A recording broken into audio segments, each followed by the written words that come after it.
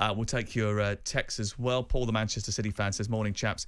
I'm sorry, I'm not having any of it. To pick a team without a proper number 9 is bizarre. The craziest ongoing madness is the generational talent. Phil Foden looks lost. I'm a Man City fan, and the only man who can change this is Pep. We should be knocking his door down for him to be the new England manager. How would Ollie Watkins have felt last night when he wasn't selected in the team and they knew that they were going to play with no number 9, having waiting patiently for his opportunity to be there when Harry Kane finally not stepped aside but was not unavailable? Gutted. That's the only way. It would have been. He probably would have looked at this camp and probably what they got there Monday, didn't they? Mm-hmm. So the rumour is that they knew Tuesday that Harry wasn't going to be fit for this game. He would have been sat there going, right, this is my time. This is the one game I get to start. I get to show everyone. Probably, without being disrespectful to Greece, looked at it and go, we're going to get chances. Probably get 1 or 2, which could keep me in for the following game, whether Harry's fit or not. So he would have been good. He's obviously had the conversation. Lee said he spoke to both of them. But did he do he had a great chance when he came on, but that old saying... Probably should have scored that. I don't know if he should have scored. He should definitely hit the target. I think sometimes... So it was his second touch, I'm about to say, there's always... Did it come too early? Did that chance come too early for you? But he would have been disappointed that he didn't hit the target. And now he might miss out in the next game because Harry will probably be back and he's back to the bench. But I do think, when we talk at the whole, he hasn't had a great start to the season. I know he started scoring of late, and this is not a bashing of Ollie Watkins by any stretch. But he hasn't played well. He has missed quite a few chances. He looked tired early on, didn't he? So is it a case of Lee looking at the situation, or England as a whole looking at the situation? What do we have moving forward?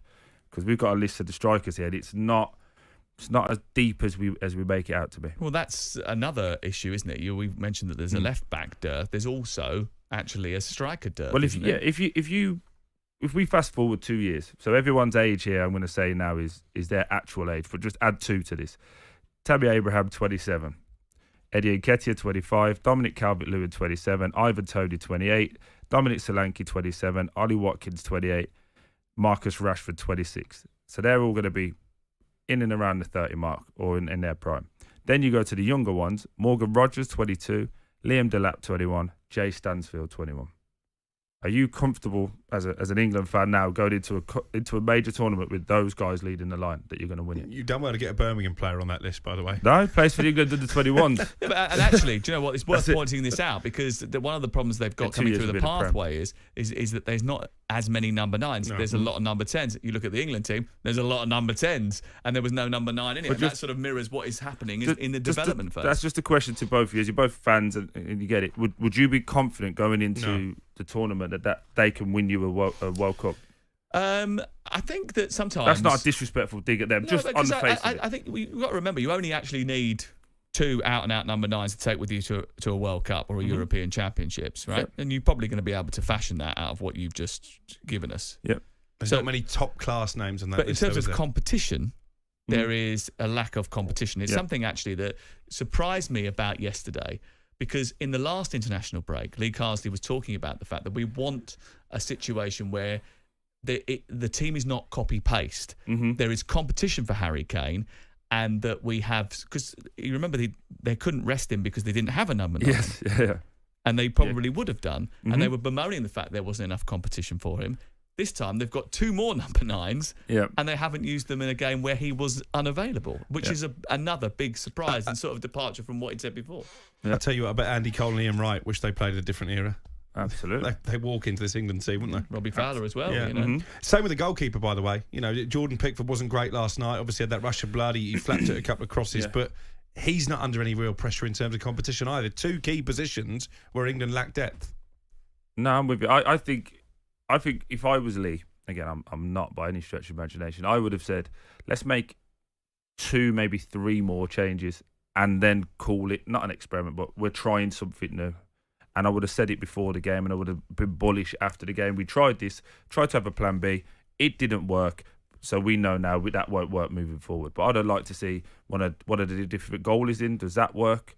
Maybe a left back in Hull from Newcastle. just add something. Who's the 6? If Declan Rice goes down, who we got? Did they get a little bit too cocky? Did Jordan get a little bit too cocky last night? Was that the reason that he ended up losing his head in the early exchange? Yeah. He actually recovered from that. Yeah, There wasn't a problem after that. But the first few minutes, he looked a little bit shaky. Was he sort of too But pumped I think that's Jordan in a nutshell. I think that's what he is. He runs on emotion, doesn't he? I think he's been open before to say he's working with therapists to like calm himself down and handle situations. And I think Roy Keane said it on your broadcast. He said, that's Jordan. That's what he is, and that's what he does. He's never going to change. He's never going to change. But he's got a very good penalty record saving. He's not let England down on too many occasions. But for me, if we're talking about where we want to get to, does he offer that level of calmness that we would expect if we were watching a Spain or someone like that? Just quickly, because I know we got to hit a break and the producer's tearing his hair out, but you mentioned there about maybe England thinking it would be too easy, they could just turn up and win. I certainly think the Greek team wanted it more for obvious reasons, and it was really emotional after the first goal in particular when they held up a George Baldock shirt.